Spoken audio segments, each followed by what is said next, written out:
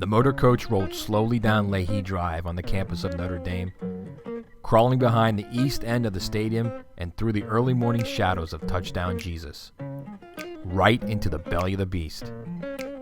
The luxury bus carrying the USC football team inched to a stop, air brakes swooshing the Cardinal and Gold arrival right behind the stadium Rockne built. Notre Dame fans immediately descended on the bus, shaking it and pounding it on the sides, trying to intimidate college football's best team over the last 3 seasons. This wasn't going to be another Saturday stroll for mighty USC. Notre Dame pulled out all the stops in the first season of Charlie Weiss, desperately trying to end a 3-game losing streak where the Irish had been outscored by an average of 31 points a game. The green uniforms, the pregame pep talk from Joe Montana and Rudy Rudiger, the burn the ship's attitude and play calling from Weiss. It all worked until the final drive of the game, until the most memorable moment of Reggie Bush's electrifying career at USC played out without the ball in his hands. From Saturday Down South, in partnership with Texas Pete Hot Sauce, this is Saturday Lives Forever, a podcast where college football's historic past comes to life.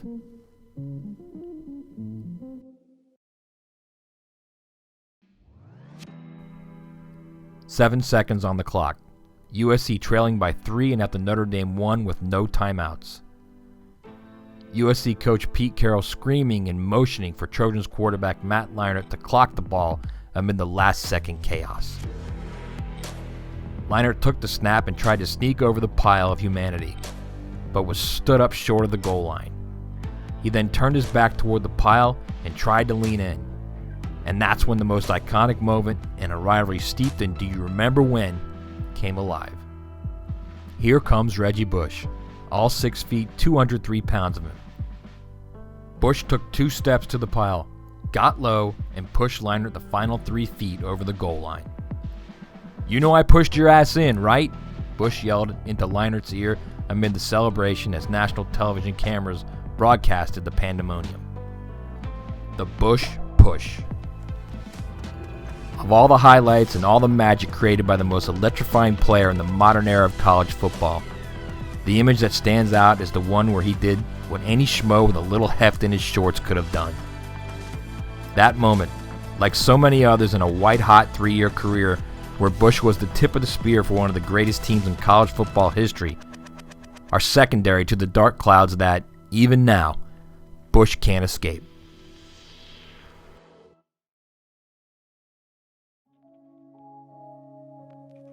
He was college football royalty, an unquestioned sports superstar and pop culture hero, earning millions for his swanky private university tucked into hardscrabble South Central LA, just like a beautiful rose peeking amid tentacles of weeds. Weeds that, if left unchecked, always find a way to suffocate everything in their path, even the untouchable at the University of Southern California. It is here where we introduce Lloyd Lake, an ex-con with a plan to get rich. And before we take a deep dive into Reggie Bush's All-American tragic hero story, before we unfold the greatest career at a university overflowing with unforgettable superstars, Lloyd Lake must take center stage. When Lake left prison in the early 2000s, he found out his good friend Lamar Griffin, Reggie Bush's stepfather, had a stepson who was quickly becoming the best to ever play in the storied history of USC. Lake left prison with the idea of becoming a sports agent, and he and his friend Michael Michaels started a fledgling sports agency called New Era Sports, and they zeroed in on Griffin and Bush to grow the company. He'd give Griffin and Bush more than $300,000 in illegal benefits while Bush played at USC, providing a home for Griffin in San Diego and a car for Bush, among other benefits. And when Bush left for the NFL, Bush would return the favor by signing with New Era Sports. Remember, there weren't $5,000 a semester stipends when Bush played, but still millions upon millions made off his name and talent by USC. Getting Bush to say yes to more money than he has ever seen in his life was easier than a USC non-conference game against Idaho. But like most easy money gigs, they're never as simple as they seem. When Bush left USC for the NFL after his junior season in 2005, He signed with a different sports agency. Lake then went public with the illegal quid pro quo, and the NCAA jumped on the scent like a pack of wild dogs. What happened over the next 5 years was an unimaginable melting pot of accusations, lies, half-truths, vendettas, firings, hirings, and an end to one of the greatest dynastic runs in college football history. And more important, the soiling of Reggie Bush's historic career.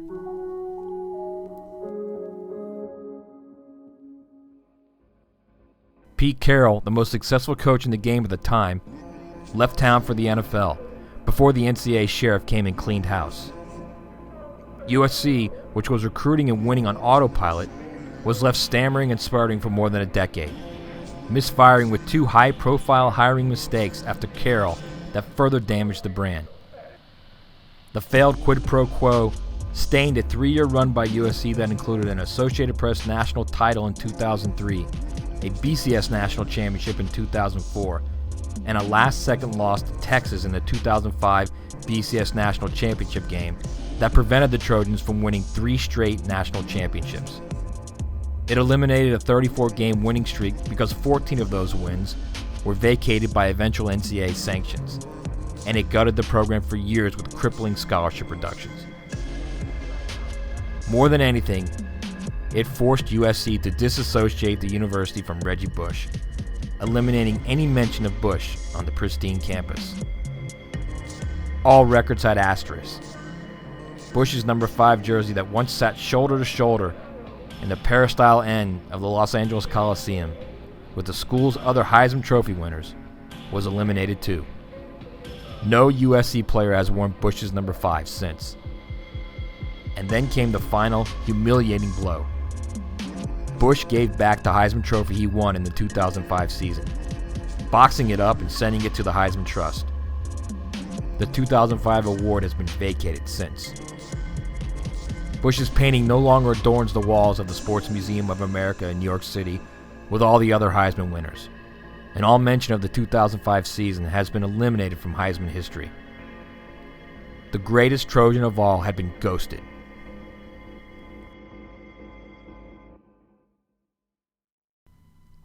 But a strange thing happened last season. While college football was living day-to-day dealing with COVID protocols, the road turned ever so slightly for Bush back toward Troy. USC's NCAA-mandated disassociation with Bush ended after 10 long years. The player who finished his career 10th in NCAA history with 6,541 all-purpose yards and 42 touchdowns, who averaged 10.2 yards every time he touched the ball and a touchdown every 15 touches, who former Washington State coach Bill Domo once said, "If he gets the ball with any kind of space, you might as well start singing their fight song," was free to come home, if USC wanted him. The university started with baby steps. Bush's biography is back on the team's website, and when he arrived at the Coliseum last season as part of Fox Sports' game coverage, the cheers and chants for Bush from fans began to drown audio from the coverage. Bush's smile, the ear-to-ear explosion that beamed off his face so many times on the sidelines after so many big plays in the early 2000s, was shining far and wide again. The president, as his teammates lovingly called him, was back in the house he helped restore to greatness not so long ago. Just how far the university goes to bring Bush back into the fold remains to be seen. For every breathtaking highlight Bush delivered, for every adrenaline rush each time he touched the ball over 3 magical seasons, there is still the carnage his poor decisions left behind. USC has never really recovered from the NCAA scandal that cost the program 30 scholarships over 3 seasons and led to the failed coaching hires of Lane Kiffin and Steve Sarkisian. It never really rebounded from the NCAA Infractions Committee using a new standard of guilt by proclaiming USC, quote, knew or should have known about Lloyd Lake providing Bush and his family with improper benefits, essentially convicting the program without evidence. Even with a Pac-12 championship in 2017, USC hasn't come close to returning to the top of the college football world, where it was for 3 years while Bush redefined the role of dynamic offensive weapon. He had 93 plays of 20-plus yards in his USC career, and in 2005, the average length of his 16 touchdowns was 31.9 yards. He produced touchdowns 5 different ways: rushing, receiving, passing, and kickoff and punt returns. He averaged 7.4 yards per carry in his career and caught a pass in 27 consecutive games. He was the human video game, and nothing underscored that more than a November game against 16th-ranked Fresno State in Bush's final season at USC. He ran for 294 yards, had 68 yards receiving, and 151 return yards, and his 513 all-purpose yards set a Pac-10 record. More impressive, of all the All-Americans and all the superstar skill players in USC history, the previous best single-game all-purpose yards performance was 368 yards by Trojans legend Anthony Davis, a whopping 145 fewer yards than Bush's remarkable performance. After the game, after deflated Fresno State coach Pat Hill had just watched his team score 42 points on the defending national champions in the Coliseum and lose by 8, the man who made the Fresno State program was asked about Bush. "I've never seen anyone like him at any level," Hill said. "Every time he touches the ball, you hold your breath." Late last month, and in the weeks since, a growing paradigm shift in college sports has given players rights they couldn't have dreamed of when Bush and the Trojans were rolling. The new name, image, and likeness bylaw that allows players to earn money marketing themselves already has changed the game. The very things Bush did off the field during his playing career are now legal for players in 2021. Bush took to social media on July 1, the day NIL legislation became NCAA law, and said he has reached out to both the NCAA and the Heisman Trust to get his records reinstated and his trophy returned. Neither have called back, and the Heisman Trust publicly stated it would only return Bush's Heisman if the NCAA reinstated his records. "It is my strong belief that I won the Heisman Trophy solely due to my hard work and dedication on the football field," Bush said. "And it is also my firm belief that my record should be reinstated." Everyone has moved on from those days Bush can't escape. USC has its best team in years and will begin the 2021 season with hopes of playing in the college football playoff. The NCAA, mere weeks after getting publicly flogged by the United States Supreme Court for the way it treats student athletes, has moved 180 degrees from where it has been for nearly a century. President Mark Emmert said in mid-July that it's time for the NCAA to de-emphasize a national governing body and that constraints on college athletes, quote, "should be the bare minimum." The decision is easy for the NCAA and the Heisman Trust. Are they really going to allow the scheme of an ex-convict trying to make money off a desperate student athlete dictate their decision to reinstate and recognize Reggie Bush's time at USC? The NCAA has weeded its own garden. It's time to let the beautiful flower return.